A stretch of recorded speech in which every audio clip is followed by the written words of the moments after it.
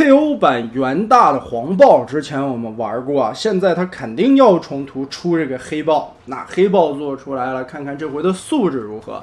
其实整体的人形看起来吧，还是基本上跟 MP 的那个配色啦，还有一些东西的涂装内容了是差不多的，包括身上的豹子那个花纹，就那个毛发的质感吧，它那个涂装的样式感觉也很相似。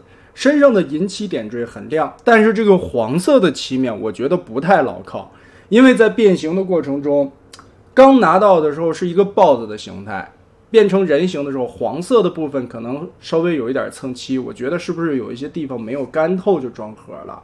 这个不管了，我们来看一下配件的内容。粑粑枪不是大长枪，尾巴枪，2个兽形的替换头，2张人形的替换脸。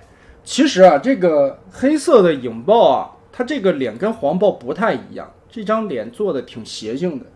胳膊上的臂环我已经插上去了，还有豹子形态的这半拉臂环，上面的刻画的细节倒是也有点缀出来。战斗面具，这个源自于世界出玩具啊，老玩具都会带这种，人家战斗面具老玩具都是变出来的，只不过 MP 后来的影豹给你单独做了一配件儿。膝盖旁边有个奔驰标志，对，配置看的差不多。说一下这回的上手感觉吧，个人明显感觉这一回的这个黑豹啊，有一些关节做的会非常的紧。你看单腿提了起来，膝关节、胯关节这些地方都紧的相当可以啊。但是这个太紧了，我并不是很喜欢特别紧的玩具。太紧的话，其实对玩具来说，变形的过程中容易受损。如果你发现这个东西实在是紧的变不了形的话，记得松一松这些螺丝，稍微的松一点点啊，不然的话太紧了，其实变形的过程中并不是很流畅。那我们直接开始来变形吧。这就老玩具了，也是一个老模具，咱就不细讲的那么多了，聊点闲白吧。就说起来，其实我特不喜欢这个黄豹的模具，这在 MPBW 里边，这应该出的是第2款吧，我记得，第1款是猩猩，第2款就是黄豹。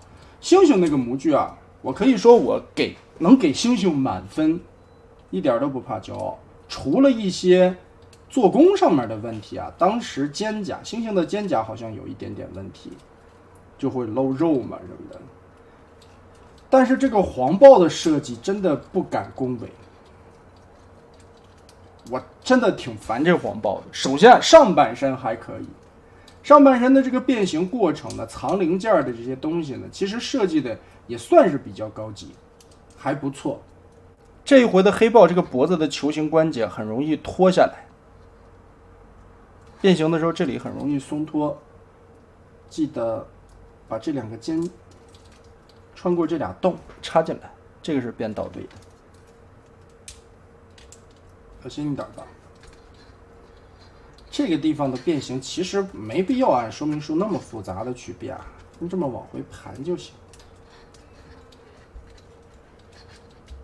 转回来，好，就放成这样，上边转一圈，下边转一圈，哎，这个摘下来。刚才聊哪儿来着？就说到这个MP 黄豹，这个设计很一般，很一般。它处理的感觉是处理了一半，后边开始摆烂了，做了一半，后边不管了。那上半个我们也看到了，这个变形的过程，收纳的手臂、藏脑袋的空间，都是挺精彩的，都不错。头拔出来，对吧？如果跟这么看的话，这个豹子我很满意，其实到这一步都是很精彩的，但是到了下边，哎，给你整稀碎，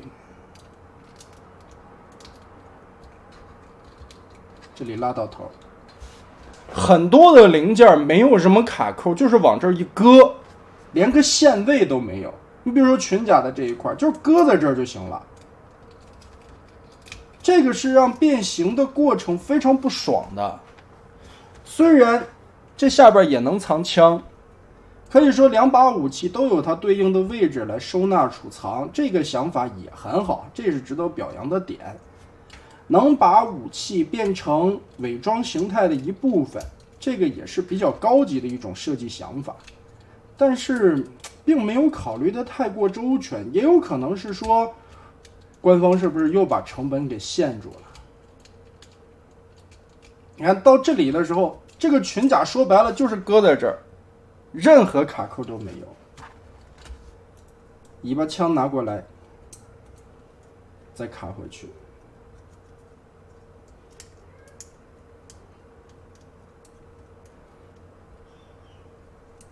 这也是我为什么不喜欢 MPBW 线的主要原因之一。星星精彩归精彩，但是它是一个开山的打头的，做的确实不错，这个得表扬。但后续的这些作品，回头想一想，恐龙勇士很多东西都没包起来，露着。霸王龙就更别说了，蜘蛛还不如黄豹。你说这个腰怎么调整？盖上这两片板子以后吧，它并不是说你到了位以后，它有一个卡扣等着你，你能把它固定上去。包的这一层皮儿，只是靠这些轴摆一个角度能挡上就行。这就感觉，这就是我说的摆烂设计，这放在这儿不管了，这种体验特别糟糕。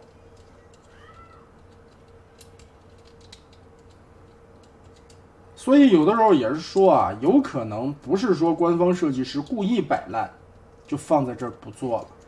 真的，或许是前边做的费成本费多了，后边这里呢，官方不给成本了，也有可能，这也未可知啊。这后腿的变形啊，其实很麻烦。理论上来说，你只要把豹子腿跟这么团一下放这就行了。它这个麻烦是麻烦在你要把这片带涂装的露出来。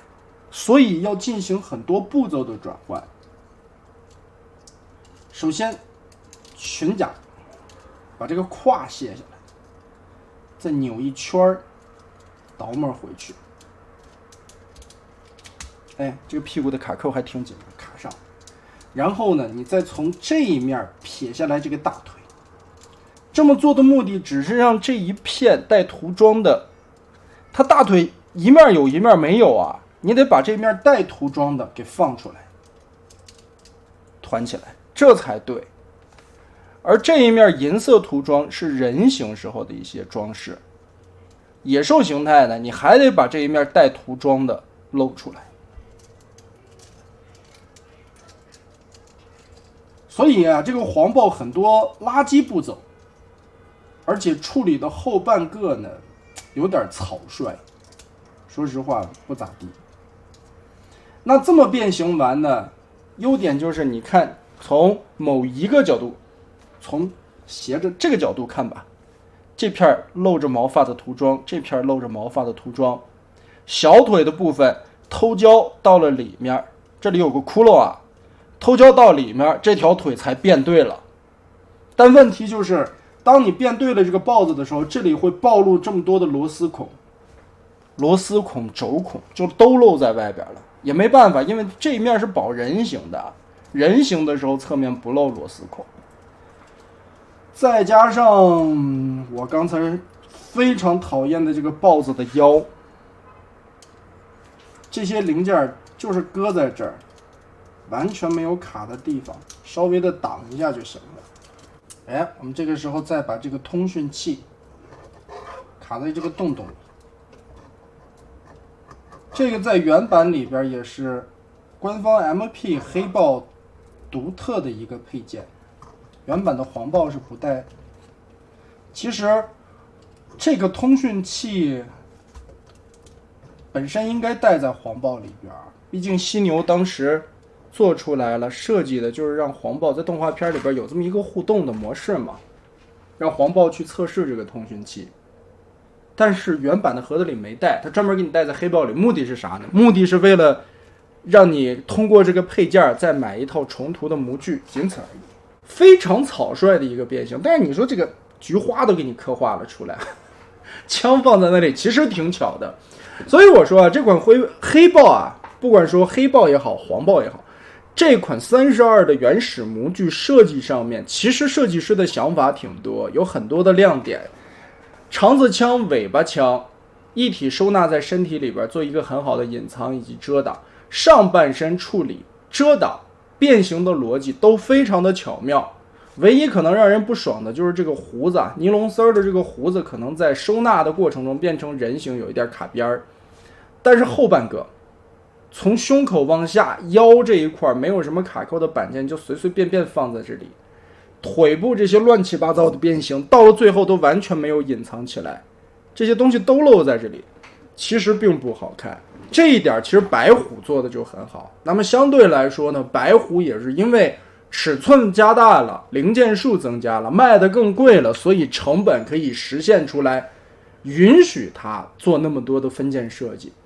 黄豹在仅有的这么一款，其实黄豹算是一个小车级别，在 MP 里边也就是12、20、19这样的小车级别，可能在成本上边实在被局限住了吧。所以呢，这一款 KO 版的影豹基本上就是这个样子了。模具设计我其实非常不喜欢，从始至终我对黄豹这个模具都提不起兴致来。而这一次的 KO 呢，整体来说的精准度了，以及一些涂装处理了都还不错，只是我觉得黄色的漆有点没干透。松紧度方面，把玩的体验来说啊，胯部、腿部的一些关节非常的紧，把玩时候要小心。如果太紧的话，建议大家稍微的松一点点螺丝。